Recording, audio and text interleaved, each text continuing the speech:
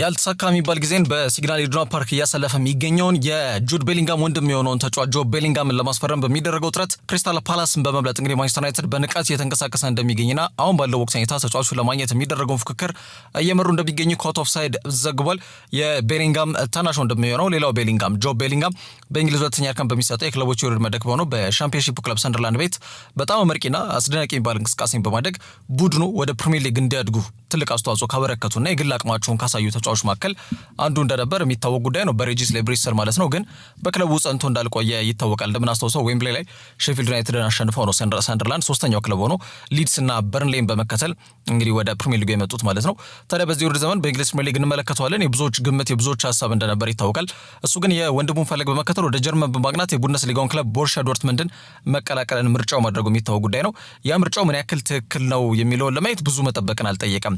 ኢቨን ትላንት ራሱ የተደረገውን የማንቸስተር ሲቲና የቦሩሲያ ዶርትመንድ የአውሮፓ ሻምፒዮንስ ሊግ የአራተኛው ዙር ጨዋታ ላይ እንኳን በቋሚነት ጨዋታው መጀመር አልቻለም። 66ኛው ደቂቃ ላይ ነው ተቀይሮ የገባው። ከዛ ውጪ ትልቅ የሚባሉ መርሃ ግብሮች ለምሳሌ ደርቢ ዴ ክላሲክ ላይ 73ኛው ደቂቃ ላይ ነው እንግዲህ ከባየር ሙኒክ ጋር ባደረጉት መርሃ ግብር ላይም ተቀይሮ ወደ ሜዳ መግባት የቻለውና 20 ደቂቃ 25 ደቂቃ ከዛ የዘለለ ደቂቃዎች በተለይ ሰጡት አይደለም የሚገኙት አሰልጣኙ ኒኮ ኮቫች ማለት ነው። እንግዲህ አዲስ አሰልጣኝ ናቸው እንደሚታወቀው በተለይ በክረምት ዙር መስኮት ላይ ግልጽ በሆነ መንገድ ቡድኑን ተረክበው በአዲሱ የውድድር ዘመን ላይ እንደመጡ መናገር ይቻላልና ተመራጭ ቁጥር አንድ አማካይ መስመር ምርጫው ግን መሆን አልቻለም። ጆብ ቤሊንጋም ቦታው አብዛኛውን ጊዜ በፌሊክስ ሜቻ በፓስካል ግሮብ በእነዚህ ሁለት ጀርመናውያን ከዛ ውጪ በተለይ ትላንትናም በተለይ ጆብ ቤሊንጋም ከሜዳ ወደ ሜዳ እንዲገባ ምክንያት የነበረው ማክሲሚሊያን ቤየር ተቀይሮ የወጣው ተጫዋችም በአማካይ መስመር ላይ የሚጫወቱ ተጫዋቾች እንደሆኑ ይታወቃል። ሌሎች እንደነ ማርሴል ሳቢትዘር አይነት ተጫዋቾችም እንዳሉ መዘንጋት መቻል የለብንምና ኬርኒች ኳሜንካ ኤምሬ ቻን ሁሉ በአማካይ መስመር ላይ መጫወት የሚችሉ ተጫዋቾች ናቸው።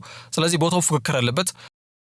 ጆብ ቤሊንጋም ደግሞ በፈለገው ደረጃ ወጥነት ባለው መንገድ ለዚህ ክለብ ግልጋሎትን መስጠትና ተመራጭ የሆነው ተጫዋች ሆኖ በቋሚነት መሰለፍ የሚችልበት አጋጣሚ እየተፈጠረለት አይደለም የሚገኘው በዚህ ሰዓትና ከዛ አንጻር ተጫዋቹ አምናና ካቻምና ሲያሳይ የነበረውን ተስፋ ሰጪ የሚባል እንቅስቃሴ የበርካታ ክለቦችን ትኩረት ስቦለት እንደነበር ይታወቃል።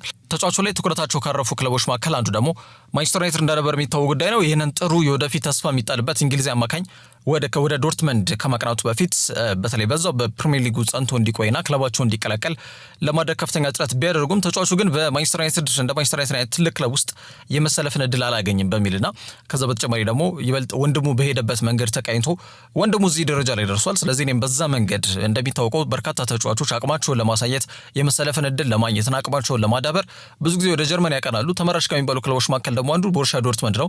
ጄደን ሳንቾም ለዚህ ማሳያ ነው። ራሱ ጁድ ቤሊንጋም ማሳያ ነው። ሌሎች ተጫዋቾችም እልፍ የሚባሉ ተጫዋቾች ማሳያ ናቸው። ኦስማን ዴምቤሌን ጨምሮ ፒየር-ኤመሪክ ኦባሚያንግ ሌሎችም በተለይ በቦሩሲያ ዶርትመንድ ያላቸውን አቅም ለማሳየት መደላድሉን ከመዘርጋት ጋር በተያያዘ ክለቡ ተመራጭ ነው ለተስፈኛ ወጣት ተጫዋቾች ማለት ነውና ቤሊንጋምም የቤተሰብ ጫናም ከግምት ውስጥ በመክተት ሁሉንም በማማከር ማለት ነው ወደ ዶርትመንድ ማቅናት ትክክለኛ ምርጫ ነው በሚል የዩናይትድን ጥያቄ ሳይቀበል ቀርቶ ወደ ጀርመን እንዳቀና ይታወቃል። ግን በጀርመን የፈራው ነገር የቀረለት አይመስልምና በእግር ኳስ እንዲያድግ የተሻለ ውሳኔዎችን የሚወስን ተጫዋች በመሆን በአጭር ጊዜ ጥሩ ደረጃ ለመድረስ ያሰበው ህልሙ ባጭሩ እንዳይቀጭበት አሁን ስጋት ውስጥ ይገኛል። ወደ ዶርትመንድ ያቀናው ተቀያሪ ወንበር ላይ ለመቀመጥና ይሄ ተቀያሪ ወንበር ለማሞቅ አይደለም። ለዛ በዚሁ ሌሎች ወደ ማንቸስተር ዩናይትድ ማቅናትም ይችልበት አጋጣሚ ነበር። ምክንያቱም በተለይ በዛ ክለብም ተቀያሪ ወንበር ላይ እሆናለሁ የሚል ፍራቻ ስለሆነ ያስቀረው ወደ ዶርትመንድ አቅንቶ ሬጉላር ስታርተር ወይም ደግሞ በየጊዜው በቋሚ አስተላለፍ ውስጥ መካተት የሚፈልግ ተጫዋች ነበር መሆን የሚፈልገው ጆብ ቤሊንጋም። በዛ መንገድ ግን እየተቃኘ አይደለምና ያንን ተከትሎ አሁን በመጪው ጥር የዞር መስኮት ወደ ፕሪሚየር ሊግ ክለቦች የሚያቀናበት እድል እየሰፋ መምጣቱን ቤን ጃኮብስም ዘግቧል። ጋዜጠኛ ቤን ጃኮብስ በዋናነት ማንቸስተር ዩናይትድ በመጪው የዝውውር መስኮት ላይ በአማካይ መስመራቸው ማጠናከር አብይ የዝውውር ርዕሰ ጉዳያቸው እንደሚሆን ምንም ጥያቄ የለውም። በተለይ ቦል ፕሌይንግ ሚድፊልደራቸው በዚህ ሰዓት ብሩኖ ፈርናንዴዝ ብቻ ነው። በተለይ ክርስቲያን ኤሪክሰን ክለቡን ለቆ ወጥቷል። ቤሊንጋም ደግሞ ሁለገብ ነው። 8-6 ሜዳ ላይ መጫወት የሚችል ተጫዋች ነው። በአሰልጣኝ መመሪያ ስር ተገርቶ ማለት ነውና በዛ መንገድ መቃኘት የሚችል ተጫዋች መሆኑ ደግሞ ቨርሳታይል መሆኑ ይበልጥ የሩበን አሞሪምን ትኩረት ስቦታል ተብሏል። ከዛ ውጪ እንደ ኮቢ ሜኑ አይነት ተስፈኛ ወጣት አማካይ መስመር ተጫዋቾች በክለቡ ተረጋግተው የመቆየታቸው ጉዳይ በጣም አጠራጣሪ ነው። ተጫዋቹ ስሙ አሁንም ቢሆን በተደጋጋሚ ከናፖሊ ጋር እየተያዘ እንደሚገኝ ነው የተገለጸ የሚገኘው። ታዲያ በቡድን ውስጥ የፈጠራ አቅምን ለመጨመር ማለትም ብሩኖ ፈርናንዴዝ ላይ ያለውን ሸክም ሊጋራው የሚችል ተጫዋች ማስፈረም መቻል እንዳለባቸውም ዩናይትድ አንዳንዶች አምኗል ተብሏል። ፊትና ትኩረታቸው ደግሞ ወደ ጆብ ቤሊንጋም ዞሯል። ገና 20 ዓመቱ ላይ ነው የሚገኘው ጆብ ቤሊንጋም። የወንድሙን ፈለግ የመከተል አቅም ግን እንዳለው ሜዳ ላይ ያሳያል። ተጫዋቹ በጥሩ መንገድ ከተቃኘና ከተገራ ማለት ነውና እንደ ማንቸስተር ዩናይትድ አይነት ትልቅ ክለብ ደግሞ የዝውውር ጥያቄ ያቀርበለት ተጫዋቹም ጥያቄውን ውድቅ የማድረግ ምንም አይነት እቅድ ይኖራል ተብሎ አይገመትም። ግን ዩናይትድ ለወራት ከዚህ ተጫዋች ጋር በተያዘ ስማቸው ሲያዝ ከቆየው ከክሪስታል ፓላሶችም ግን ከባድ ፉክክር እንዳለባቸውም ዳድ ታክል ይዞት የወጣው መረጃ ያመለክታል። ግን ግልጽ በሆነ መንገድ አሁን ባለው ወቅት አይነት ፉክክሩን እየበራ የሚገኘው ማንቸስተር ዩናይትድ ነው። ጆብ በሲግናል ኢዱና ፓርክ ደስተኛ አይደለም። ቤተሰቦቹም ወንድሙም ወኪሉም በአጠቃላይ በቅርቡ የሚገኙት የጆብ ቅርብ የሆኑ አካላት ሁኔታውን ለማስተካከል ወደ ፕሪሚየር ሊግ እንዲያቀና እያበረታቱት ይገኛሉ ተብሏል። ቀጣይ ማረፊያ የሚሆነው ክለብ ተቀያሪ ወንበር ላይ መቀመጥ ግን አይፈልግም። በዛ ክለብ በቋሚነትና ውጥረት ባለው መልኩ የሚጫወትበትና የሚሰለፍበትን እድል ወደሚሰጠው ክለብ ነው ማቅናት የሚፈልገው። ወደ ትልቅ ወደ ፕሪሚየር ሊግ በተለምዶ ቶፕ 6 የተባሉ የሚጠሩት ምርጥ 6 የተባሉ ወደሚጠሩት ክለብ አቅንቶ ተቀያሪ ወንበር ማሞቅ ለሱ እግር ኳስ እድገት ምንም የሚፈይደው ነገር አይኖርም። ከዛ አንፃር ተጫዋቹ ምርጫውን እንዲሁ መዳረሻውን የት ያደርጋል የሚለው ጉዳይ እንዲጠበቅ ያደርገዋል ማለት ነው። ፓላስ ጆብ ቤሊንጋም ላይ ትኩረታቸው ያረፈበት ዋነኛው ምክንያት የኦሊቨር ግላስነር ቡድን የአደም ወርተን ቆይታ ላይ ምንም ዋስትና ስለሌላቸው ነው። በፕሪሚየር ሊግ ትልቅ ቡድኖች ራሱ ማንቸስተር ዩናይትድም አደም ወርተን ይፈልጓል። ምን ያክል ዝውውሩ ለማከናወን ዝግጁ ናቸው የሚሉት ጉዳዮች ነው የሚጠበቁት። ምክንያቱም ተጫዋቹ እየጠራ የሚገኘው በጣም ከፍተኛ የዝውውር ሂሳብ ነው።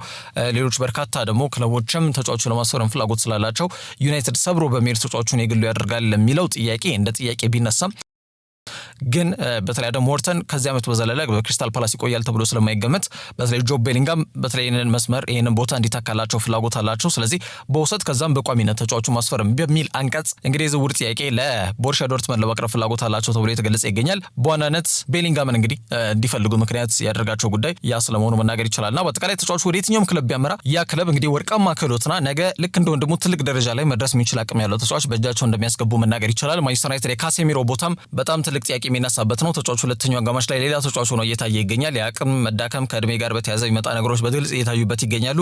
ከዛ አንፃር ቤሊንጋም ያው ቀደም ብዬ እንዳነሳሁት 6-8 መጫወት ስለሚችል ከብሩኖ ፈርናንዴዝ ጋር ጎን ለጎን ነው መጫወት የሚችልበት አግባብ ይኖራል። ገና ወጣት ተስፈኛ ተጫዋች ነው። ዩናይትድ ሙሉ ለሙሉ ትኩረታቸው እዚህ ተጫዋች ላይ መሆኑ ብዙ የሚገርም ጉዳይ አይደለም። ቦሩሲያ ዶርትመንድ ለዚህ ጥያቄዎች ምን ላይ ይሰጣሉ የሚለው ጉዳይ ይጠበቃል። በአማካይ መስመር ላይ ግን አሰልጣኙ ኒኮ ኮቫች በርካታ ምርጫዎችም ስላሉት ተጫዋቹን በክለብ እንዲቆይ ይፈልጋሉ ብሎ ሙጥኝ ይላል የሚል ሀሳብ እየተነሳ አይደለም የሚገኘው። ከዛ አንፃር የዝውውር ሊከናወን የሚችልበት እድል ሰፊ ስለመሆኑም እየተገለጸ ይገኛል። ከዛ ውጭ የእግር ኳስ ህይወቱ ባጭሩ እንዳይቀጭ ከሮሚዮ ላቪያ ጋር በተያዘ ብዙዎች ስጋት ላይ እንደሚገኙ እየተገለጸ ይገኛል። ተጫዋቹ ትናንትና 3ኛው ደቂቃ ላይ በቋሚ አሰላለፍ ውስጥ ተካቶ ተመልሶ ከሜዳ ለመውጣት ወይም ደግሞ ጉዳት አጋጥሞት ከሜዳ ተቀሪ የወጣ ተጫዋች ስለመሆኑ መናገር ይቻላል። ይህ ጉዳይ ከተጫዋቹ ጋር በተያዘ እጅግ በጣም አሳሳቢ ሁኔታ ውስጥ ተጫዋቹ እንደሚገኝና ተደራራቢ በሆነ መንገድ ሮሚዮ ላቪያ ጉዳት አጋጥሞ ማለት ዜና አይደለም። አሁን ይሄ የተለመደ እየመጣ የሚገኝ ጉዳይ ሆኗል። ይሄ ደግሞ ባጭሩ ተጫዋቹ የእግር ኳስ ህይወቱ ሊቀጭ የሚችልበት እድል አሁን እየሰፋ መምጣቱን በርካታ ምንጮችም እንዲጠቁሙ እያስገረደ ይገኛል። ትናንትና በተለይ ቼልሲ ከካራባ ጋር ባደረጉትና በአውሮፓ ሻምፒዮንስ ሊግ 4ኛ ዙር ወደ 5000 ማይል ተጉዞ አዘርባይጃን ላይ ያደረጉት ጨዋታ ነው። ባኩ ከተማ ላይ 2-0 በሆነ ውጤት ጨዋታው ሲጠናቀቅ ቼልሲ በስቴቫ ዊሊያን አማካኝነት መሪ ነበሩ። ከዛም 2 ጎሎችን አንድ በጨዋታ አንድ በፍጹም ቅጣት ምት ካራባጆች እንግዲህ ጎል በማስቆጠር ማለት ነው 2-1 በሆነ ውጤት ጨዋታው መምራት ያሉበት አጋጣሚ ተፈጥሮ ነበር።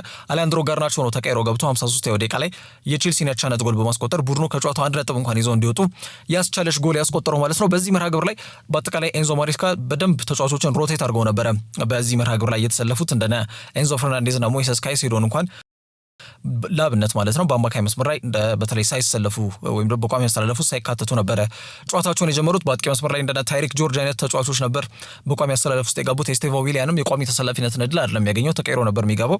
ግን በትናንትናው ጨዋታ ላይ በቋሚነት እንዲሰለፍ አድርገው እንደነበር የሚታወቅ ጉዳይ ነው። ግን ገና ጨዋታው በተጀመረ 3ኛው ደቂቃ ላይ ሮሚዮ ላቪያ እንግዲህ ጉዳት አጋጥሞት ከሜዳ ተቀይሮ ለመውጣት መገደዱ የሚታወቅ ጉዳይ ነው።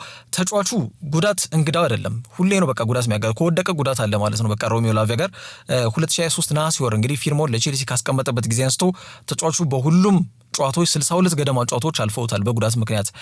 ሆስፒታል አልጋና ወይም ደግሞ የራሱ የቤት አልጋ ላይ ያሳለፋቸው ጊዜያቶች ይበዛሉ ማለት ነው ሜዳ ላይ ካሳለፈው ጊዜና 384 ቀናቶች ገደማ ቼልሲን ከተቀላቀለበት ጊዜ አንስቶ በጉዳት ምክንያት ስብስቡን ያልተቀላቀለባቸው ቀናቶች ናቸው ከአንድ ዓመት በላይ ማለት ነውና ተጫዋቹ ፊርማውን ያስቀመጠው 2023 ነው። ኦልሞስት 2 ዓመት ስለሚሆን ጊዜ በቼልሲ ቤት ቆይታ አድርጓል። ከ2 ዓመቱ ግን አንዱን ዓመት በጉዳት ያሳለፈ ተጫዋች ስለመሆኑ መናገር ይችላል። አንዱን ዓመት ከአንድ ዓመት በላይ ለሚሆን ጊዜ ማለት ነውና የትላንትናውም ለዚህ ተጨማሪ ሊሆን የሚችል ዜና ነው። አሰልጣኝ ኤንዞ ማሬስካ ምንም ከተጫዋቹ ጋር በተያያዘ ሀሳብ ለመስጠት አልቻሉም። ያው እንደዚህ አይነት ነገሮች ሊያጋጥሙ ይችላሉ። ተጫዋቹ ወደ አቅሙ ለመመለስ ከፍተኛ ጥረት እንደሚያደርግ አውቃለሁኝ፣ ግን በፈለገው መንገድ ነገሮች እየሄዱለት አይደለም የሚገኙት ሲል ሀሳብ ሰጥቷል ማለት ነው። ከዛ ውጪ ግን ለነጥብ ማጣታቸው እንደ ምክንያት አድርጎ ያቀረበው የክለቦች ዓለም ዋንጫን ጉዳይ ነው። እኛ የክለቦች ዓለም ዋንጫን ካሳካም በኋላ ቢያንስ በቂ ረፍት ማግኘት መቻል ነበረብን። ወዲያውኑ ነው ፕሪሚየር ሊግ የተጀመረው የጨዋታ መደራረብ። አሁን ቢሆን እንደዚህ አይነት ረጅም ኪሎ ሜትሮችን ደግሞ ተጉዘን በምናደርጋቸው ጨዋታዎች ላይ ውጤት እንዳናገኝ እንቅፋት እየሆነብን ይገኛል ሲል ሀሳብ ሰጥቷል። ሮሜዮ ላቪያ ደግሞ ለምን ያክል ጊዜ ደግሞ ከሜዳ ይርቃል የሚሉት ጉዳዮች እንግዲህ ቼልሲ ደጋፊዎች በቀጣይ የሚጠብቁት ርዕሰ ጉዳይ ነው።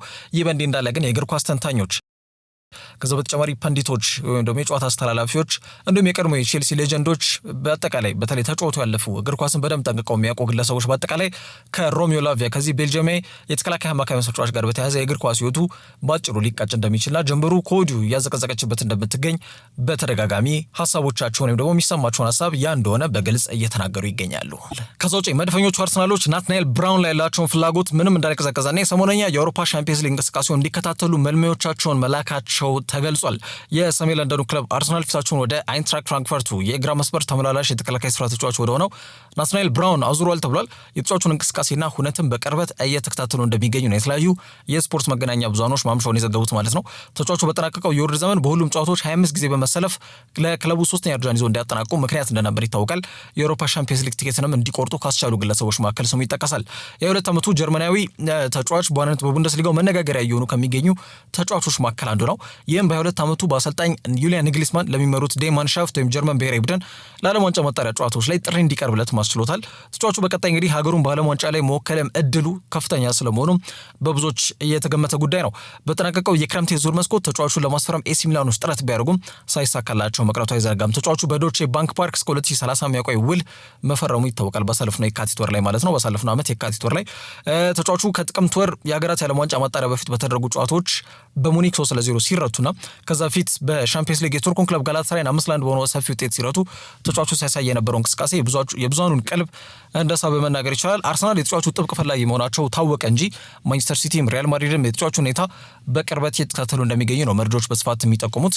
ይህ ጉዳይ በቋሚነት የመሰለፍን እድሉን በሪካርዶ ካላፊዮሪ አማካኝነት የተነጠቀ ለሚመስለው የሂሊንድ አካዳሚ ፍሬ ውጤቱ ማይልስ ሉዊስ ስኬሊ ምን አንድምታ ይኖረዋል የሚለው በራሱ መነጋገሪያ ርዕስን የከፈተ ጉዳይ ቢሆንም አርሰናል ግን ተጫዋቹን ለማስፈረም ፍላጎት እንዳላቸው ግልጽ ጉዳይ ነው። ፍላጎታቸው ደግሞ ከፍ ያለ መሆኑን የሚያመላክተው ተጫዋቹ ከሰሞኑ በዋናነት በአውሮፓ ሻምፒየንስ ሊግ መርሃ ግብር ማለት ነው ከትላንትና በስቲያ ከናፖሊ ጋር ባደረጉት ጨዋታ ላይ ተጫዋቹ የነበረውን እንቅስቃሴ እንዲከታተሉ መልማዮቻቸውን መላካቸው ነው።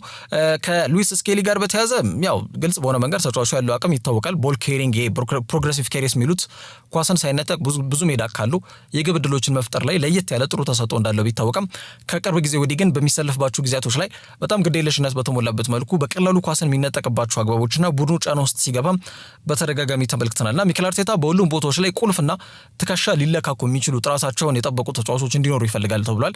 ያ ሲሆን ለፕሪሚየር ሊግ ብቻም ሳይሆን ለሻምፒየንስ ሊግ ክብርም አንድ ቡድን ሊፎካከር የሚችለውና ከዛ አንጻር የግራ መስመር ተመላላሽ ቦታውን ለማጠናከር በተለይ ሳቢ እንዳለውና ከሉዊስ ስኬሊ ጋር ምንም ያገናኘው ነገር እንደሌለ ጀስት ቦታውን የማጠናከር ፍላጎት ብቻም እንደሆነ የሚጠቁሙ መረጃዎች ጎን ለጎን ወጥተዋል ማለት ነው። ቢሆንም ግን ያው ከዛሬ ነገ የቋሚ ተሰላፊነትን እድል ለማግኘት ሉዊስ ስኬሊ በሚያስብበት በዚህ ሰዓት ላይ አርሰናል አዲስ ተጫዋች በሱ ቦታ ላይ ማስፈረም ማቀዱ በፍጹም ምቾት ሰጥቷል ተብሎ አይገመትም። ስኬሊ ግን ያው ቨርሳታይል ነው። አማካይ መስመር ቦታ ላይ መጫወት ይችላል። በዛ ላይ ተስፈኛ ወጣት ነው። የአካዳሚ ፍሬ ውጤት ነው። ስለዚህ ያው በቦታው ይበልጥ በተለይ አርሰናሎች በሉዊስ ስኬሊ ላይ ተስፋ የመቁረጥ አይነት ምልክቶች ግን በፍጹም አለባቸው ብሎ መናገር አያስደፍርምና መድፈኞቹ ብራውንን በተለይ ክለቡ ፍራንክፈርት ቀደም ብዬ እንዳነሳሁት ባሳለፍነው ማክሰኞ ወይም ከትላንት በስቲያ ዲዬጎ አርማንዶ ማራዶና ስቴዲየም አቅንተው ከናፖሊ ጋር ባደረጉት ጨዋታና ምንም ጎል ሳይቆጠርበት 0-0 በሆናቸው ውጤት በተጠናቀቀው በዚህ መርሃ ግብር ላይ የተጫዋቹን ሁኔታና የሜዳ ላይ እንቅስቃሴ ለመከታተል መልማዮቻቸውን ወደ ኔፕልስ ወደ ደቡብ ጣሊያን በመላክ ጨዋታውንም ታድመዋል ተብሏል። እንግዲህ ብራውን በጨዋታው ላይ መደበኛ 90 ደቂቃ ተሰልፎ ተጫውቷል። 94ኛው ደቂቃ ላይ ግን ተቀይሮ ከሜዳ እንዲወጣ ተደርጓል። በዛ መስመር ላይ የናፖሊዮን ማቴዎ ፖሊታኖ 65 ደቂቃ ያክል እንዳይንቀሳቀስና በቂ ግብ እንዳይፈጥር በማድረግ ውጤታማ ስራዎችን ሰርቷል። ፖሊታኖ 65ኛው ደቂቃ ላይ በዴቪድ ኔሬስ ተቀይሮ ከወጣ በኋላ ራሱን ተቀያሪውን ተጫዋች ዴቪድ ኔሬስንም በተመሳሳይ መፈናፈኛ ድል ባለመስጠት በሚገባ ናትናኤል ብራውን ያለውን አቅም አሳይቷል። በጨዋታው ላይ ወደ ተጋጣሚ 16-50 ወደ 3 የሚጠጉ ኳሶችን አቀብሏል። ከ23 ሙከሮቹ 17 ጊዜ የተሳኩ ኳሶችን አቀብሏል። ይሄ ደግሞ 74% የኳስ የማቀበል አሃዝ እንዳለው ያመላክታል በጨዋታው ላይ ማለት ነው። ሁለት ጊዜ በተሳካ መልኩ ተጫዋቾችን አታሎ አልፎ ነበር ወይም የተሳኩ ድሪብሎችን አድርጓል። በ90 ደቂቃ ውስጥ አንድ ጊዜ ብቻ ነው ጥፋት የሰራው። ከዛ ውጪ አንድ ክሊራንስ ወይም ደግሞ ኳስ የማጽዳት ወይም ኳስ የማውጣት ሂደት ወይም አንድ ኢንተርሴፕሽን፣ አንድ ጊዜ ደግሞ ኳስን የማቋረጥ ሂደት እንዲሁም 5 ቦል ሪካቨሪዎች ወይም ደግሞ ኳስን በየትኛው መንገድ ፊቷን ወደ ቡድኑ እንድታዞር ወይም ደግሞ ቡድኑ ኳስን እንዲቆጣጠር ያስቻለበትን አጋጣሚ እንዳስመዘገበ ቁጥሮች ይናገራሉ በናፖሊ መርሃ ግብር ላይ ማለት ነው። አርቴታ የተጫዋቹ አድናቂ መሆኑ ነው የሚገለጸው። ስለዚህ በቀጣይ አርሰናል ይህንን ተስፈኛ ወጣት ጀርመናዊ ናትናኤል ብራውንን ለማስፈረም የሚሄዱበት ርቀት የሚታይ ይሆናል። ከዛ ውጪ ጉዳት ላይ የሚገኘው አሌክሳንደር ኢዛክ ለሀገሩ ስዊድን ጥሪ ቀርቦለታል። እንግዲህ በፕሪሚየር ሊጉ ውዱ ግዢ የሆነው አሌክሳንደር ኢዛክ በሊቨርፑል ማሊያ ከተመለከትነው 3 ጨዋታዎች አልፈዋል። ለመጨረሻ ጊዜ አይንትራክ ፍራንክፈርትን 5-1 በሆነ ሰፊ ውጤት ባሸነፉበት መርሃ ግብር ላይ ነበረ ኢዛክ 45 ደቂቃ ተሰልፎ የተመለከትነው። የብልሽት ጉዳት እንዳጋጠመው ሲገለጽ ቆይቷል። ታዲያ ተሰናባቹ አሰልጣኝ ጆን ዳል ቶማስን ተክተው የገቡት ወይም ደግሞ አዲሱ የስዊድን አሰልጣኝ የሆኑት ግራም ፖተር እንግዲህ እስካሁኗ ደቂቃ ድረስ ጉዳት ላይ የሚገኘውን ወይም ደግሞ ጉዳት ላይ እንደሆነ ነው እየተገለጸ የሚገኘውና ሙሉ ለሙሉ ማገገሙን ያልተረጋገጠውን አሌክሳንደር ኢዛክን ጥሪ እንዳደርጉለት መሰማቱ ግርምትን ፈጥሯል። ባለችበት ምድብ ግርጌ ላይ ነው የምትገኘው ስዊድን በ2026 የዓለም ዋንጫ ላይ ለማለፍ ያላትን ጭላንጭል እድል ለማስፋት ከምድቡ መሪው ስዊዘርላንድና ስሎቬኒያ ጋር ጨዋታውን የምታደርግ ይሆናል። ከሁለቱ ጨዋታዎች 6 ነጥብ መሰብሰብ የውዴታ ግዴታ ውስጥ የወደቀ ቡድን ነው ስዊድን ብሔራዊ ቡድን። ምናልባት 6 ነጥብ ካገኘ ወደ ፕሌይኦፍ ማጣሪያ ለማለፍ በሚያደርጉት ጥረት ላይ ትልቅ አስተዋጽኦ ያበረክትላቸዋል ተብሎ ይገመታል ማለት ነው። ስለዚህ አዲሱ አሰልጣኝ ግራም ፖተር ከወዲሁ ትልቅ ጫና ስላለበት ሁሉንም ስብስብ እንደሚፈልግ ነው ያሳወቀው። ከሊቨርፑል ግን ቁጣ ዘል ምላሽ ለስዊድን እግር ኳስ ፌዴሬሽን ተሰንዝሯል። ጉዳት ላይ የሚገኝ ተጫዋች እንዴት ነው ጥሪ የምታደርጉለት? ድጋሚ ጉዳት እኮ በቀላሉ የሚያስተናግድበት እድል ሰፊ ነውና ለጤናው ቅጣት ታክል እንዴት ደንታ የላችሁ የሚል ምላሽ ለስዊድን እግር ኳስ ፌዴሬሽን ሊቨርፑል መላካቸው ተገቢነትን ያዘለ ሀሳብ እንደሰነዘሩ በግልጽ መናገር ይቻላል። ተጫዋቹ የሜዳ ላይ ልምምድ ጀምሯል ተብሎ የተገለጸ ነው የሚገኘው ግን ሙሉ ለሙሉ ወደ ሜዳ እንኳን አልተመለሰምና በዛ አጋጣሚ በተለይ ተጫዋቹ በቀጣይ ሰኞ ስፔን አቅንቶ በሞቃታማ አየር ንብረት ላይ መጠነኛ ልምዶችን ይሰራል። ከዛም በቃ ስብስቡን መቀላቀል የሚችልበት አጋጣሚ ይኖራል። ቢያንስ ቋሚ ሆኖ እንኳን ባይጀምር 10-15 ደቂቃ ቢጫወትም ለኛ ጥቅም ነው በሚል አሰልጣኝ ግራም ፖተር ተጫዋቹ ለመምረጥ የወሰኑበት ውሳኔ ያ መሆኑን በግልጽ ተናግረዋል። ይህ በእንዲህ እንዳለ ግን ለቪክተር ጊዮኬሬሽ ግን ጥሪ ሳያቀርቡ ነው የቀሩት። ያው መጠነኛ ጉዳት እንዳለበት ይታወቃል ቪክተር ጊዮኬሬሽ። ስለዚህ የጡንቻ ጉዳት ከመሆኑ ጋር በተያያዘ የሚሰለፍበት እድል ጠባብ ስለሆነ ተጫዋቹን ከስብስቡ ወይም ደግሞ ከስዊድን ብሔራዊ ቡድን ጥሪ ሳያደርጉለት እንደቀሩ መናገር ይቻላል። ቀደም ብዬ እንዳነሳሁት የዓለም ዋንጫ ማጣሪያ በጣም ደካማ ጉዞ ነው እያደረገች የምትገኘው ስዊድን ካደረገቻቸው 4 ጨዋታዎች አንዱን ማሸነፍ አልቻለችም። ስለዚህ ጊዮኬሬሽ አይኖርም። ኢዛክ ግን ለስብስቡ ጥሪ እንደቀረበለት መናገር ይቻላል። ከዛ ውጪ ማንቸስተር ዩናይትድ ፊታቸውን ወደ ፓልሜራሱ አጥቂ ቪቶር ሮኬ ያዙሯል ተብሏል። ተጫዋቹ በጥር ወር ለማስፈረም እንግዲህ 50 ሚሊዮን ዩሮ ለመመደብ በዝግጅት ላይ መሆናቸው ነው ፉትቦል ትራንስፈር ሲያስነበበው። እንግዲህ እንደሚታወቀው ትልቅ ግምት የተሰጠው ይሄ ተጫዋች በባርሴሎና ጥሩ ቆይታ አልነበረውም። በውሰት ወደ ሪያል ቤትም ካቀና በኋላ በቤኒቶ ቪላማሪናም ያለውን አቅም መልሶ ማሳየት አልቻለም። ስለዚህ ድጋሚ እንግዲህ ወደ ሀገሩ ሊግ ወደ ብራዚል ተመልሷል። ትልቅ ግምት የተሰጠው ተጫዋች ነው። በ2024 ጥር ወር ላይ ነበር እንግዲህ አትሌቲኮ ሚኔሮን ለቆ ባርሴሎናን በይፋ የተቀላቀለው። በካታሎኑ መንደር ያለውን ጫና መቋቋም አቅቶት ደብዛ የጠፋው የአጥቂ በውሰት ወደ ሪያል ቤቲስ ቢያቀናም በተለይ በማኑኤል ፔሌግሪኒ ስርም አቅሙን ማዳበርና ያለውን አቅም በሚገባ በቤኒቶ ቪላማሪን ማሳየት ተስኖት በግልጽ ታይቷል። በባርሴሎና በነበረው ቆይታ በአጠቃላይ ባደረጋቸው 16 ጨዋታዎች 2 ጎል ብቻ ነበር ማስቆጠር የቻለው። ያንን ተከትሎ እንግዲህ ስቴቫ ዊሊያን ለቼልሲ ያሳልፉ የሰጡት ፓልሜራሶች ከዛ በተጨማሪ ደግሞ እንደ ኤንድሪክንም እንዲሁ ለሪያል ማድሪድ የሸኘ ቡድን ነው። ፓልሜራስ ወርቃማ ክህሎት ያላቸውን ተጫዋቾች በማፍራት ረገድ ከማይታሙ የብራዚል ክለቦች መካከል ሳንቶስ፣ ፍላሚንጎ እንደሚባሉት ፓልሜራስ አንዱ ስለመሆኑ መናገር ይቻላልና ለዚህም እንግዲህ 25 ሚሊዮን ዩሮ ወጪ አድርገው ለባርሴሎና በመክፈል ማለት ነው ተጫዋቹን ለ5 ዓመት በሚቆይ ውል ቪቶር ሮኬን እንዳስፈረሙት ይታወሳል። ሮኬ እንግዲህ በብራዚል ሊግ መልሶ አቅሙን ያገኘ ይመስላል። በአጠቃላይ ለብራዚሉ ክለብ በሊጉ ብቻ ባደረጋቸው 28 ጨዋታዎች 13 ጎል ሲያስቆጥር 3 ኳስ ደግሞ አመቻችቶ ማቀበል የቻለ ተጫዋች ነው። በሁሉም ጨዋታዎች ከሆነ ደግሞ 83 ጨዋታዎች ላይ በመሰለፍ 24 ጎል አስቆጥሮ 6 ኳስ አመቻችቶ አቀብሏል ለፓልሜራስ ማለት ነውና በ90 ደቂቃ በአማካኝ 0.8 የጎል ተሳትፎች ወይም ጎል ኮንትሪቢዩሽን ላይ የሚሳተፍ ተጫዋች መሆኑን ያው በግልጽ ቁጥሮች ያመላክታሉ። ቪቶር ሮኬ ገና 20 ዓመቱ ላይ የሚገኝ በጣም ተስፈኛ ወጣት አጥቂ መሰረት ተጫዋች ነው። ተጫዋቹ አቅም እያለው ግን ደግሞ ጫና መቋቋም ላይ ነው ትልቅ ክፍተት ያለበት። በትልቅ ሊግ ላይ አቅሙን ማሳየት ላይ በሚለው ዘርፍ በራስ መተማመኑ በደንብ ማስተካከል ወይም ደግሞ ማመን መቻል ይጠበቅበታል። ሜንተር እንዳላቸው ይታወቃል። ተጫዋቾች በተለይ ደግሞ የደጋፊን ጫና ለመቋቋም የሚዲያን ጫና ለመቋቋም በስነ ልቦና እንዳይጎዱ በማድረግ ሂደት ላይ ሜንተር እንዳላቸው ይታወቃል። በዛ ሂደት ተጫዋቹ ትኩረት አድርጎ እዛ ላይ መስራት መቻል እንዳለበት መናገር ይቻላል። ምክንያቱም ቁጥሮቹ የሚናገሩት ተጫዋቹ በሚገባ አቅም ያለው ተጫዋች ስለመሆኑ ነው። በዛ ላይ እድሜውም ገና ያንግ ነው፣ ወጣት ነው። ከዛ አንጻር ይበልጥ ተጫዋቹ ያለውን አቅም በትልቅ መድረክ መድረክ ላይ ማሳየት መቻል ይጠበቅበታል ማለት ነው። በተለያዩ ክለቦችም የተጫዋቹ ሁኔታ በቅርበት እየተከታተሉ ይገኛሉ ተብሏል። ከነዛ መካከል አጥቂ ፍለጋ ገበያውን እያማተሩ የሚገኙት ማንቸስተር ዩናይትዶች ይገኙበታል ተብሏል። የስፔኑ ተንባቢ ጋዜጣ ስፖርት ነው የመረጃው ባለቤት። ኢቲቪ ወይም ደግሞ ኤስቲሜትድ ትራንስፈር ቫልዩ የተጫዋቹ በዚህ ሰዓት በገበያው ላይ ሊያወጣ የሚችለው ዋጋ ወደ 24.9 ሚሊዮን ዩሮ ቢሆንም ያው ክለቡ ግን ያው ወረቀት ላይ የተቀመጠውን ነገር አይጠይቁም። ቢያንስ እስከ 50 ሚሊዮን ዩሮ ገደማ ሊጠይቁ እንደሚችሉ ነው እየተገለጸ የሚገኘው። ማትረፍም አለባቸው። በ25 ነው ተጫዋቹን ያስፈረሙት። ስለዚህ ቢያንስ በ50 ገደማ ተጫዋቹን የመሸኘት ፍላጎት እንዳላቸው የተገለጸ ይገኛል። በዝውውር መስኮቱ የአጥቂ መስመራቸውን እንዲመራ ታስቦ 66.4 ሚሊዮን ፓውንድ ወጪ የተደረገበት የ22 ዓመቱ ስሎቬኒያ አጥቂ ቤንያሚን ሼስኮ የጠበቅበትን ያክል አይደለም እየተንቀሳቀሰ የሚገኘው። ይህንም በተደጋጋሚ እኛ ማስተዋል። በሁሉም ጨዋታዎች 11 ጊዜ ተሰልፎ ተጫውቷል። 2 ጎል ብቻ ነው ማስቆጠር የቻለው። ሩበን አሞሪም ሁሉም በዝውውር መስኮት ላይ ያስፈረማቸው ተጫዋቾች ላይ ደስተኛ ነው። ቤንያሚን ሼስኮ ላይም ብዙ ክፋት የለውም፣ ግን ተጫዋቹ ኳስና መረብን ሊያገናኝ እስከመጣ ድረስ መመዘኛው ያና እሱ ብቻ ነው የሚሆነው። ኳስና መረብን ማገናኘት የአጥቂ አንዱና ቁልፉ መመዘኛ ባህሪ ጉዳይ ነውና ቡድን ከኳስ ውጭ ያገዛል በሚሉት ሌሎች አትሪቢዩቶች ላይ ቤንያሚን ሼስኮ በትልቁ ሊነሳ የሚችል ነገር እስካሁን በእነዚህ 11 ጨዋታዎች አላስመለከተንም። ያ ደግሞ በቀድሞ ተጫዋቾች በእንደ ጋሪ ኔቭል አይነት ፐንዲቶች በጣም ጣት እንዲቀሰርበት ምክንያት እንደሆነ በግልጽ መናገር ይቻላልና ሩበን አሞሪም ይህንን ቦታ ይበልጥ አሁንም መታደስ መቻል እንዳለበት በማመን አንጋፋ ተጫዋቾችን በነፃ የሚገኙና ክለቡን ኪስ የማይጎዱ ተጫዋቾች ክለቡ እንዲቀላቀሉና በዛ መንገድ ተጫዋቹም እየተቃኘ የሚሄድበት መንገድ ይዘርጋ የሚል ጥያቄው በራትክሊፍ ውድቅ እንደሆነበት ይታወቃል እንጂ በተለይ ሮበርት ሌቫንዶስኪ ለማስፈረም ፍላጎት አሳይቶ እንደነበር የሚታወስ ጉዳይ ነው። ተጫዋቹ አሁን ስሙ ከባሕረ ሰላጤ ሊጎች ጋር እየተያዘ ይገኛል። ስለዚህ አሁን ፊታቸውን ወደ ወጣት ተጫዋቾች ለማዞር ተገዷል ማለት ነው። ቪቶር ሮኬ ገና ያንግ በጣም ጥሩ የሚባል ተጫዋች ነው። ሞቢሊቲው ላቅ ያለ ነው። ከፕሬሲንግ ጋር በተያያዘ ወይም ደግሞ ተጭኖ ለመቀበል ከተጋጣሚ ኳስን መስርቶ ለመውጣት ከፍ ባለ መንገድ ዝግጁ የሆነ ተጫዋች ስለመሆኑ መናገር ይቻላል። በራስ መተማመኑ ብቻ የሚጎለው ተጫዋች ነው። ያ ደግሞ ጥሩ አሰልጣኝ ካገኘ ሊገራ ይችላልና በዛ መንገድ ያንን የአጥቂ መስመር ለማጠናከር ፍላጎት አላቸው ተብሎ የተገለጸ ይገኛል። ከማንቸስተር ዩናይትድ እግር ኳስ ክለብ ጋር በተያያዘ የጆሹዋ ዚርክዜ ሌላው እምነት ማግኘት ያልቻለና ተቀያሪ ወንበርን እያሞቀ የሚገኝ ተጫዋች ነው። ስለዚህ ቤንያሚን ሼስኮ ቦታ ላይ ቤንያሚን ሼስኮ ላይ ብቻ እምነት መጣል ብዙ አዋጭ አይደለም። እንግዲህ ከሚያስመዘግባቸው የሜዳ ላይ ውጤቶችና እንቅስቃሴዎች ወይም ደግሞ ተጫዋቹ ካለው ቁጥር ጋር በተያያዘ ማለት ነው። ስለዚህ ይበልጥ ያንን ቦታ ማጠናከር ሩበን አሞሪም ትኩረት አድርጎ የሚሰራበት ጉዳይ ይሆናል ተብሎ ይገመታል። አቅጣጫ አስቀምጧል እና ጄሰን ዊልኮክስ በዝውውር መስኮት ላይ የአጥቂ መስመራቸውን ለማጠናከር ይህንን ተጫዋችስ በቅድ ወይም ደግሞ በዊሽ ሊስት በምኞት ዝርዝር ውስጥ ከተቀመጡ ተጫዋቾች መካከል ስሙ ስለሚጠቀስ ተጫዋቹን ለማስፈረም ክለቡ የሚንቀሳቀስበትና የሚሄድበት ርቀት በቀጣይ የሚታይ ይሆናል። ከዛ ውጪ በላሚን ያማል ምክንያት ስራ ሊለቀው ተብሏል። እንግዲህ አሰልጣኝ ሃንሲ ፍሊክ ይህ ጉዳይ በጣም በስፋት መነጋገር ይሆናል። አሰልጣኝ ሃንሲ ዲተር ፍሊክ የውድድር ዘመኑ ሲጠናቀቅ ከባርሴሎና አሰልጣኝነት ሚናው ሊለቅ እንደሚችል ወይም ደግሞ እንደሚለቅ ለአሰልጣኝ አባላቶቹ ወይም ለስራ ባልደረቦቹ ልንችላቸው ሰዎች ናቸው ኮቺንግ ስታፉ በአጠቃላይ እንዳሳወቃቸው የሚጠቁ መረጃዎች ናቸው ትናንትና ማምሻውን የወጡት። ጉዳዩ መነጋገር ይሆናል። የካታሎኑ ክለብ የሆነው ባርሴሎና አሰልጣኝ የሆነው እንግዲህ ጀርመናዊ ግለሰብ ሃንሲ ዲተር ፍሊክ የውድድር ዓመቱ ሲጠናቀቅ ከክለቡ ለመልቀቅ መወሰኑን ለረዳት አሰልጣኞቹና ለስብስቡ ተናግሯል ተብሏል። ለስብስቡ ሲባል ለተጫዋቾች ሳይሆን ለኮቺንግ ስታፎቹ ብቻ ተናግሯል ሲል ጎል ነው ያስነበበው።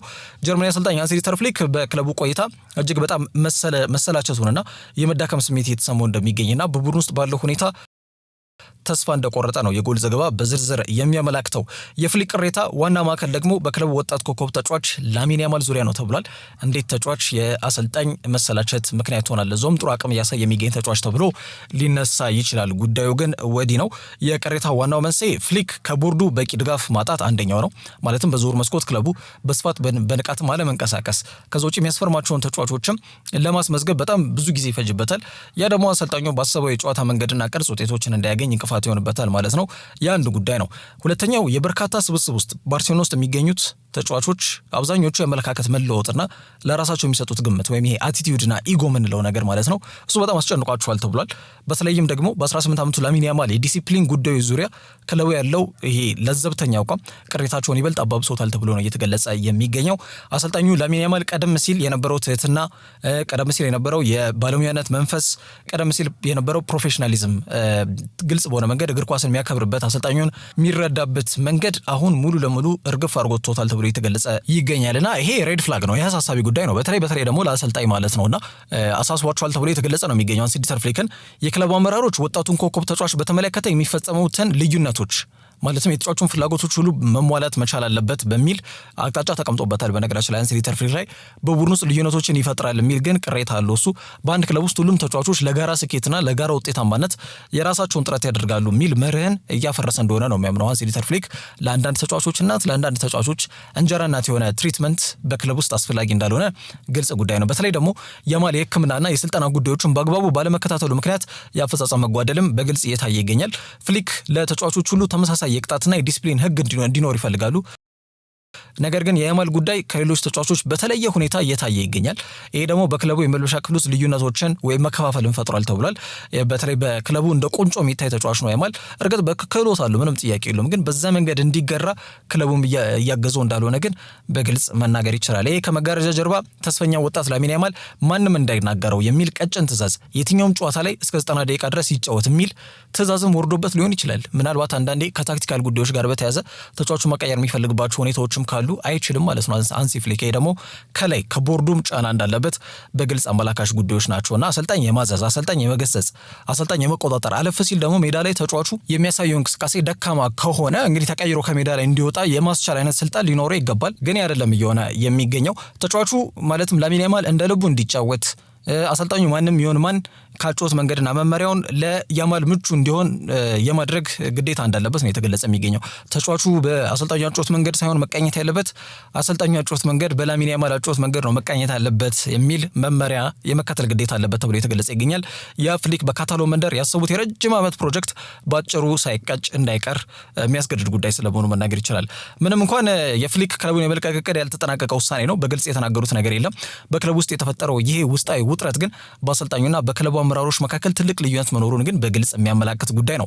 ሃንሲ ዲተር ፍሊክ በባርሴሎና በተለይ ደግሞ በተጠናቀቀው የውድድር ዘመን በላሊጋም ሆነ በአውሮፓ ቻምፒየንስ ሊግ በርካታ ጎሎችንም ያስቆጠረ የአጥቂ መስመሩ በጣም ስል የሆነ ቡድን እንደገነቡ ይታወቃል። ለዛውም አምና ስፔን ውስጥ ሁሉንም ዋንጫዎች ጠራርገው ነበር የወሰዱት። ኮፓ ዴል ሬይን፣ የስፓኒሽ ሱፐር ካፕን፣ የስፔን ላሊጋን፣ የሶስትዮሽ ዋንጫን መውሰድ የቻለ ቡድን ነበር የገነቡት። ከዛ በተጨማሪ የምንጊዜም ተቀናቃኛቸው የሆኑት ሪያል ማድሪዶችን ያደረጉትን 4 የተለያዩ መራገሮች በላሊጋው ደርሶ መልስ ጨምሮ ሳውዲ አረቢያ ጅዳ ላይ አንድ ጨዋታ አድርገው ነበረ። በስፔኒሽ ሱፐር ካፕ አይ ቲንክ ፍጻሜ ጨዋታ ነው። ከዛ ውጪ ኮፓ ዴል ሬይ ላይም ተገናኝተው ነበር ወሳኝ ምዕራፍ ላይና አራቱንም በማሸነፍ ከፔፕ ጋርዲዮላ በመቀጠል ሁለተኛው አሰልጣኝ መሆን የቻለበት ትልቅ ታሪክ የተጎናጸፈ አሰልጣኝ መሆኑ ይታወቃል። በተለይ ደግሞ ከዚሁ ጋር በተያያዘ በክለቡ ያለው ቆይታን አስመልክቶ ለተጠየቀው ጥያቄ ግን በክለቡ በጣም ደስተኛ መሆኑን ጀርመናዊ አሰልጣኝ ሃንሲ ዲተር ፍሊክ ቢናገርም ይሄ ከማስተባበይነት ያለፈ አይደለም። ምናልባት ያሰበው ቅድ ሚዲያዎች ላይ እንዳይደርስ የፍላጎት ስላደረበት ብቻ ነው የሚሆነውና ፍሊክ በካታሎን ክለብ እስከ 2027 ግን የሚያውቀው ውል እንዳለው ይታወቃል። አሁን ላሚን ያማል ላይ በተለይ ውሳኔ ማስተላለፍ እንዳይችል ማለት ነው። አሁን ለምሳሌ ተጫዋቹ ጉዳት አለበት ተብሎ የተገለጸ ይገኛል። ስለዚህ ተቀየረ ወንበር ላይ እንዲቀመጥና ረፍት እንዲያደርግ እንዲሁም ደግሞ ጨዋታዎች እንዲያልፉት የሚያደርግበት ሲስተም ቢዘረጋም አሰልጣኙ ተጠያቂ ይሆናል ማለት ነውና ምቾት ባለው መንገድ ምቾት ከባቢያዊ አየሩ ምቾት ቀጠና ላይ ሳይሆን አሰልጣኝ በተለይ በአንዳንድ ግለሰቦች እየተመራ ቡድን መምራት የሚችልበት ሁኔታው ስላይገባ ይችላልና አንዳንድ አሰልጣኞች በዛ መንገድ መቃኘት አይፈልጉም። ሃንሲ ዲተር ፍሊክ በላሚን ያማል ምክንያት ግን በባርሴሎና አሰልጣኝነት ኃላፊነቱ ከዚህ ዓመት በዘለለ እዚህ ክለብ ውስጥ ቆይታ እንደማያደርግ ለቡድን ለአሰልጣኝ አባላቶቹ ለኮቺንግ ስታፎቹ ግን በይፋ አሳውቋል ሲል ጎል በፊት ገጹ ያስነበበው መረጃ በግልጽ ያመላክታል። ከዛ ውጪ አርሰናል የ21 ዓመቱን ዴንማርካዊ አማካይ መስመር ተጫዋች ሲላስ አንደርሰን የተባለ ተጫዋች ለማስፈረም ፍላጎት አሳድሯል ተብሏል። ራዳራቸው ውስጥ የሚገኝ ተጫዋች ስለመሆኑ ነው ጀስት አርሰናል የተባለው ለአርሰናል እግር ኳስ ክለብ ቅርብ ከሆኑ ምንጮች መካከል አንዱ የሆነው የመረጃ ምንጭ በፊት ገጹ ይዞት የወጣው መረጃ የሚያመላክተው ማለት ነው። አንደርሰን እንግዲህ ሃከንስ የተባለው ቡድን ውስጥ በጣም ስታንዳውት ፐርፎርመር ነው። ጥሩ የሚባል እንቅስቃሴን እያደረገ የሚገኝ ተጫዋች ስለመሆኑ መናገር ይችላል። አርሰናል እንደ እግር ኳስ ክለብ በተለይ ደግሞ ከ25 ዓመት በታች የሆኑ ተጫዋቾች ላይ ትኩረት አድርጎ የዝውውር ስትራቴጂያቸው እያሰሰ ተጫዋቾችን ማሰር የሚችልበትን አግባብ መዘርጋት ቀጣዩ እቅዳቸው እንደሆነ እየተገለጸ ይገኛል። በዛ ሂደት በተለይ ተጫዋች 21 ዓመቱ ነው። ይበልጥ ደግሞ ይሄ መሰረት ተደርጎ የዝውውር ስትራቴጂያቸው ላይ ትኩረት አድርገው የሚሰሩበት ዋነኛው ምክንያት የክለቡን ዘላቂ ስኬት ለማረጋገጥ ትልቅ አስተዋጽኦ ያበረክታል ከሚል እምነት ነው። የሚኬል አርቴታው ቡድን በጣም ውጥነት ባለው መልኩ ይሄ ኤክሰለንት ኮንዲሽን ምንላቸው ወይም ደግሞ ግልጽ በሆነ መንገድ በዚህ ዓመትም እያሳዩ የሚገኙት ውጤታማ እንቅስቃሴ ዘላቂ እንዲሆነው ፍላጎት ያላቸው ዋን ሲዝን ወንደር ይሄ ለአንድ ዓመት በጣም ጥሩ ሆኖ ታይቶ ከዛ ቀጣይ ዓመት የሚጠፋ ነገር ሲሆን በስራው አመጣጥ የመጣ ትረስት ዘ ፕሮሰስ በሂደቱን መኑት ፕሮጀክት የዳበረ ቡድን መሆኑ ይታወቃልና በዛ ሂደት ደግሞ ተስፈኛ ወጣት ተጫዋቾች አሁን ያሉትን በተለይ በአማካይ መስመር ላይ ለምሳሌ እንደ ኦዴጋርድ አይነት ተጫዋቾች 26 ዓመቱ ነው፣ ኤዜ 27 ዓመቱ ነው። 2-3-4 ዓመት ወጥነት ባለው መልኩ ጥሩ ግልጋሎትን ሊሰጡ የሚችሉት እድሜ ላይ እንደሚገኙ በግልጽ መናገር ይቻላል። በሂደት ግን ከነዚህ ተጫዋቾች ጋር አብረው እየተዋዱ ቢበልጥ ደግሞ የአማካይ መስመሩን ለማጠናከር ጥረት የሚያደርጉ ተስፈኛ ወጣት ኮከብ ተጫዋቾችን ማስፈረም የክለቡ ቅድ እንደሆነ መናገር ይቻላል። በዚህ ሂደት ሲላስ አንደርሰን የተባለውን የ21 ዓመት ዴንማርክ የአማካይ መስመር ተጫዋች በቀጣይ ዙር መስኮት ለማስፈረም ክለቡ ከፍተኛ በሆነ መንገድ እንቅስቃሴና ጥረት ያደርጋል ተብሎ የተገለጸ ይገኛል።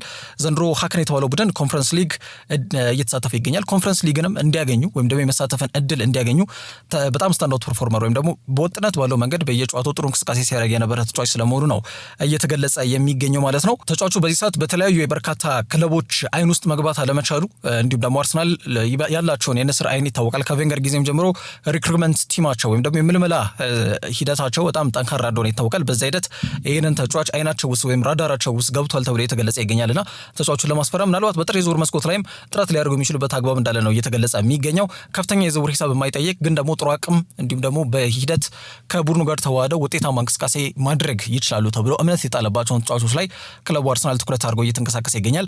ሲላስ አንደርሰን የተባለው ይሄ ተጫዋች ደግሞ ለዚህ ማሳያ ነው። ኮንፈረንስ ሊግ ላይ ሃከን በዚህ ዓመት እያሳየ የሚገኘው ጥሩ የሚባል እንቅስቃሴ ላይ የተጫዋቹ ሚና ከፍተኛ ስለመሆኑ በግልጽ መናገር ይቻላልና ክለቡ በቀጣይ የሚወስዳቸው እርምጃዎች የሚጠበቁ ቢሆንም ጠንከር ብሎ ይሄዱበታል ተብሎ ይጠበቃል። በመጪው ጥር የዝውውር መስኮት ላይ ተጫዋቹ ወጣት ነው። ከዛ በተጨማሪ የስብስብ ጥልቀት ላይ ትልቅ ፋይዳ ይኖረዋል። ከዛ በተጨማሪ ደግሞ ለክለቡ ረጅም ጊዜ ግልጋሎት መስጠት የሚችልበት ሁኔታ ላይ ነው የሚገኘውና እነዚህ ሶስት በጣም ቁልፍ የክለቡ መስፈርቶችን የሚያሟላ ተጫዋች ከመሆኑ ጋር በተያያዘ አርሰናል ተጫዋቹን ለማስፈረም እንግዲህ በቀጣይ የሚወስዷቸው እንቅስቃሴዎች የሚጠበቁ ይሆናል ሲል ኤክስትራ ብላዴት የተባለው ተነባቢው የዴንማርክ አምድም በፊት ገጹ ይህንን መረጃ ይዞት ስለመውጣቱ መናገር ይቻላል። ለዛሬ የዘላችሁ ስፖርታዊ መረጃዎች እንደዚህ ይመስላሉ። በያላችሁበት ጥሩ ጊዜ ነው።